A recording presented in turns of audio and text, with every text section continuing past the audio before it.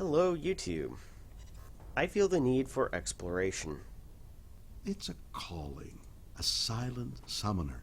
It comes from within, this need to explore, gain knowledge.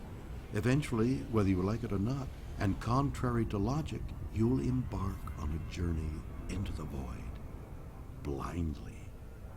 Sounds like my kind of adventure. Indeed, and that is the kind of adventure that I am currently on, returning from the Distant Worlds expedition, trying to make it back to inhabited space in time for the 2.1 beta and the introduction of engineers. Discovery scan.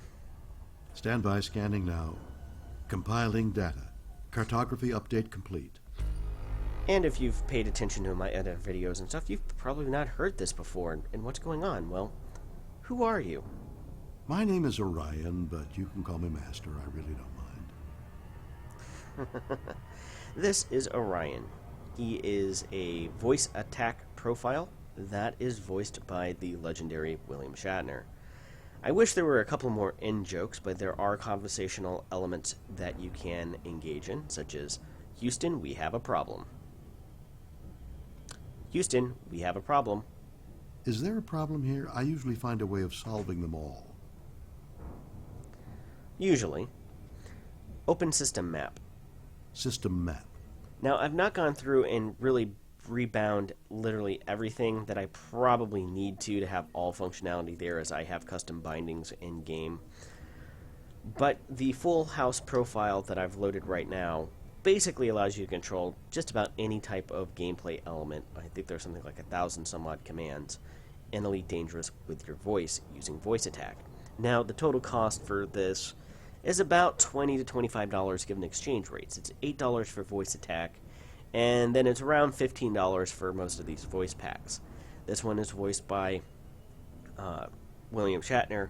There's one that's also been recently released that's voiced by Brett Spiner, aka Commander Data from Star Trek The Next Generation.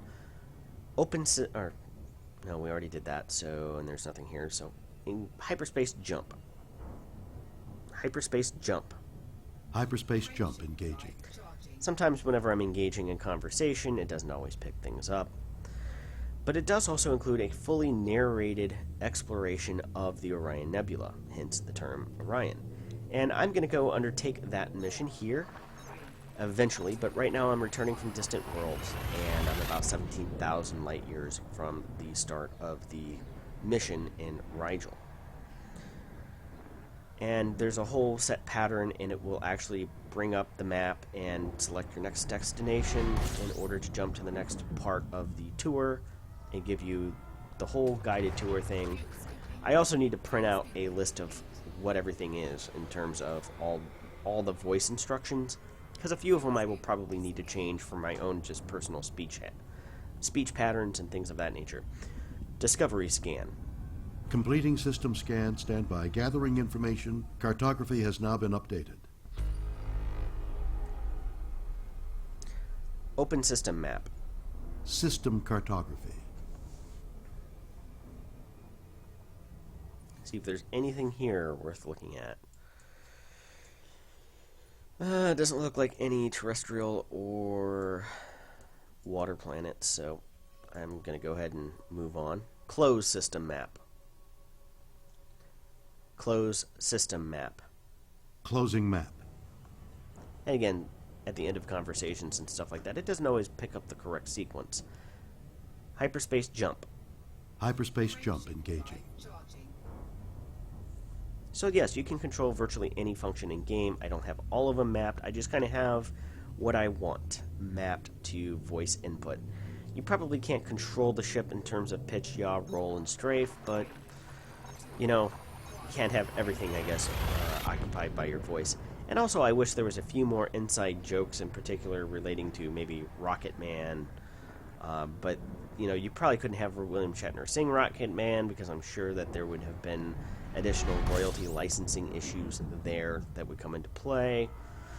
But you could still make a quip about, "Are you Rocketman?" I have no idea what you're talking about, or something along those lines.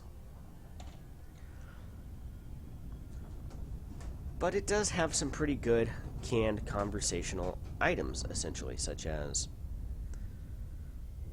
I feel... Oh, I think we did that one. We could be in trouble here. We could be in trouble here. I don't go looking for trouble, it just happens to find me. You see, that's what makes having me around somewhat more interesting. Don't you think? Yeah, I think so. It is far more interesting having one of these voice packs around, and I highly recommend it for 20-25 bucks if you can afford it. Well, that's pretty much it for this video. I'm going to be continuing with some new Elite Dangerous content because we've got a lot of new information that's come out in the last couple of days regarding 2.1 The Engineers, and its beta scheduled for the second week of May. It's going to be very interesting, so I'm trying to get back to the habitable space to start participating in Engineers. We also got the announcement that there's going to be a contest run, I believe, in June, between 6 different player organizations to become a minor faction within the game universe itself. Now, I'm really waiting for a couple of days to figure out who some of these groups are. I'm only familiar with really 2 of them at this point, and then there's a wild card that'll be entered into the mix that'll be voted on by the populace, I believe, or something like that. And there's several groups on that list that I am familiar with, I've at least flown with on the periphery. The group that I started playing the game with, which was Test Mostly Harmless, basically dissolved about this time last year, and people kind of went in 5 or 6 different directions. As such, whenever I do log in and keep tabs on those individuals, it's going to this TeamSpeak and talking with Adelaide Armada. Other people went with Mercs, other Mercs of Mercune, if I'm probably mispronouncing that. And then others from the Katamari group, which is related to Star Citizen and the Elite Dangerous Katamari thread over there. But they're not one of the groups that are on the list. Familiar with the East India Company, a couple of others. So it'll be interesting to see how that starts to play out in the dynamics. I still don't think that it's a mechanic that a lot of people were hoping for, that they were hoping to have more of a direct impact, besides just flipping systems from government type to government type with little or no really dramatic influence on the game world itself. That I think people were hoping that the background system will eventually include some things like if you run missions, if you do a lot of mining in an area, and you keep bringing in more materials to an outpost, that eventually that outpost may produce a refinery or grow into a refinery station from just a little outpost. And that population will start to increase in that system because there's more economic activities that players are creating, essentially. And while this might take over the course of days, weeks, and months, it would allow people to see a little bit more of an impact on the game world itself. So, there are some thoughts on Elite Dangerous and where things are going to be going, and I'll be doing a more in-depth video over that in the near future. Until then, see you next time.